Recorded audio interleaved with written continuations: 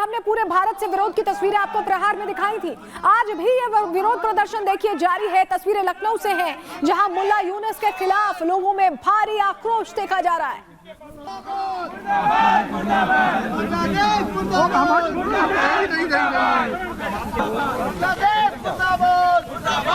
और देखिए इस आक्रोश को देखने के बाद मुल्ला यूनुस किस कदर घबराया हुआ है, तो आप इस तस्वीर को देखिए, जहां भारत के सनातनियों का गुस्सा देख मुल्ला यूनुस ने अपने एक मंत्री प्रोफेसर सीआर अबरार को दीपू दास के घर भेज दिया। मंत्री ने दीपू दास के परिवार से वादा किया है कि हर तरह की मदद की जाएगी, लेकिन ये सब करने में दबाव ही काम आया, कोई चिंता नहीं थी यहाँ पर। और ऐसे में वसुदेव कुटुंबकम का भाव रखने वाला करोड़ों हिंदुस्तानियों का ये देश इन जिहादियों के निशाने पर आ चुका है। आप ये तस्वीर देखिए, जहां हिमांशी खुराना नाम की एक युवती को कनाडा के अंदर एक अब्दुल नाम के शख्स ने पहले धोखा देकर अपने जाल में फंसाया और उसके बाद हिमांशी की बेरहमी से हत्या कर दी गई। ये पूरा मामला अब सामने आया है। पूरी खबर क्या है, चलिए ग्राफिक्स के जरिए आपको फटाफट इस पर भी थोड़ी डिटेल दे देते हैं। टोरंटो में हिमांशी खुराना की हत्या कर दी गई। घर से हिमांशी का शव मिला है, पुलिस ने इसे हत्या करार दिया है। मामला इंटीमेट पार्टनर वायलेंस का है। अब्दुल गफूरी पर हत्या का आरोप लगा है। अब्दुल गफूरी और हिमांशी रिलेशंस में थे और अब्दुल के खिलाफ फर्स्ट डिग्री मर्डर का वारंट निकाला गया है। साल 2025 में ये टोरंटो की 40वीं हत्या है, 40वीं। भारतीय दूतावास ने गहरा दुख जताया इस पूरे घटनाक्रम पर। परिवार को हर संभव मदद देने की बात कही है। आरोपी फिलहाल फरार बताया जा रहा है, पुलिस तलाश कर रही है, लेकिन कातिल अब्दुल निकला, ये खुलासा हो चुका है। अब एक तरफ इन कट्टरपंथियों के निशाने पर हिंदू हैं, तो वहीं हिंदुओं का हौसला ये आज भी डिगा नहीं पाएंगे।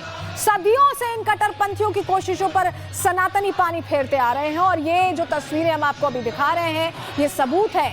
जहां बांग्लादेश के छायानाट में कट्टरपंथियों की भीड़ ने एक ऐसे स्कूल को निशाना बनाया जहां ज्यादातर हिंदू शिक्षक और छात्र हैं। स्कूल को तो तहस नहस कर दिया, लेकिन हिंदू शिक्षकों ने भी शांति गीत गाकर इसका कैसे जवाब दिया, आप सुनिए।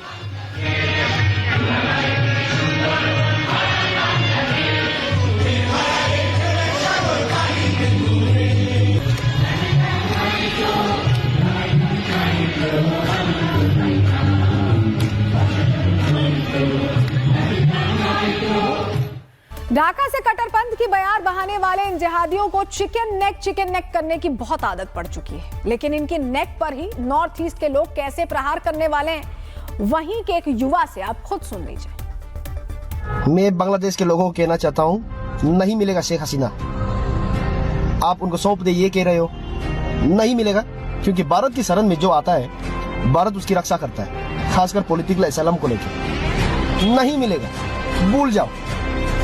और मैं आप सबको बोल रहा हूँ, थोड़ा औकात में रहना सीखो। तुम वहाँ नॉर्थ ईस्ट का नारा लगा रहे हो, हम यहाँ सोच रहे हैं कि सिलीगुड़ी कॉरिडोर को अब बड़ा करने का समय आ गया है और त्रिपुरा और मिजोरम को बीच दिलवाना है, हम ऐसा सोच रहे हैं। देखिए, अब एक तरफ पूरा भारत मोहम्मद यूनुस के खिलाफ खड़ा हो चुका है, तो वहीं मुल्ला यूनुस के पाले गए ये कट्टरपंथी भी देखिए आप अब उसी पर पलटवार करने के लिए तैयारी कर रहे हैं। यूनुस अब ढाका की गलियों में भी ज्यादा देर तक सुरक्षित नहीं रह सकता, ये तस्वीरें यही बता रही हैं।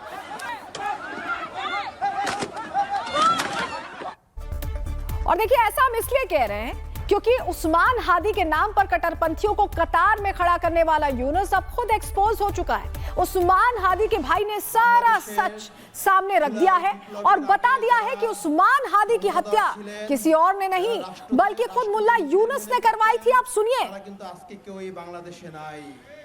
আপনারা মনে রাখবেন, বাংলাদেশের জুলাই বিপ্লবের আগে যারা ক্ষমতাধর ছিলেন, যারা রাষ্ট্রকে নিজেদের মনে করতেন, তারা কিন্তু আজকে কেউই বাংলাদেশে নাই, তারা পালাতে বাধ্য হয়েছে।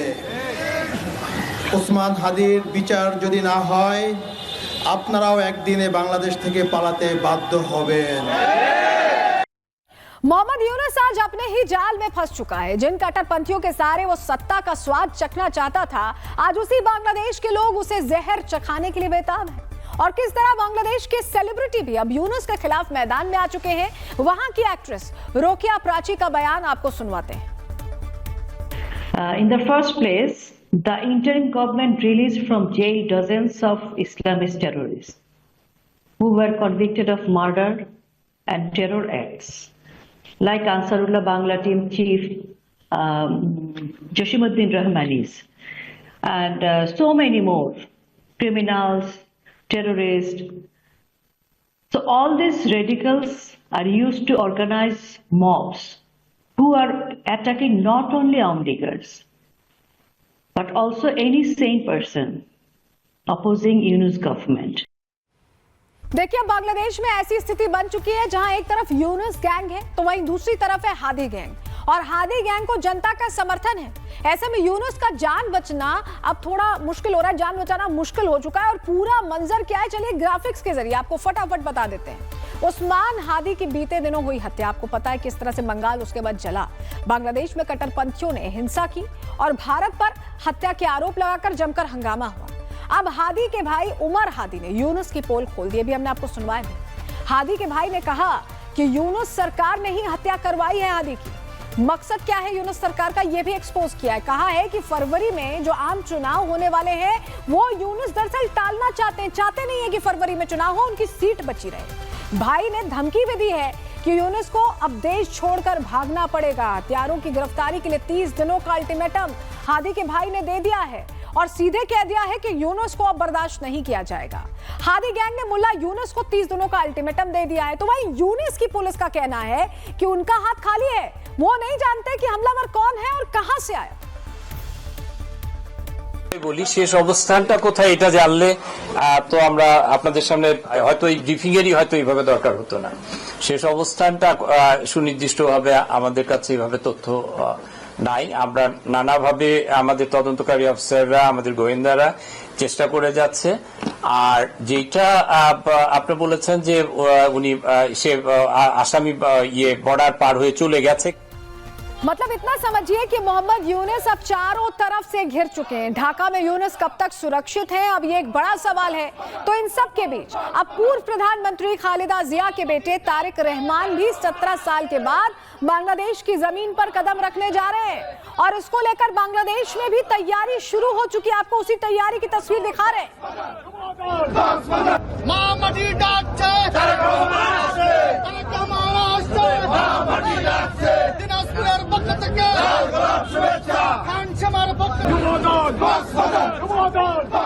चलिए अब आपको पूरी कहानी दो तस्वीरों के जरिए समझाते हैं। एक तरफ 17 साल लंदन में रहने के बाद बीएनपी पार्टी का चेयरमैन तारिक रहमान बांग्लादेश वापस लौट रहा है। तस्वीर आप तारिक रहमान की देख रहे हैं।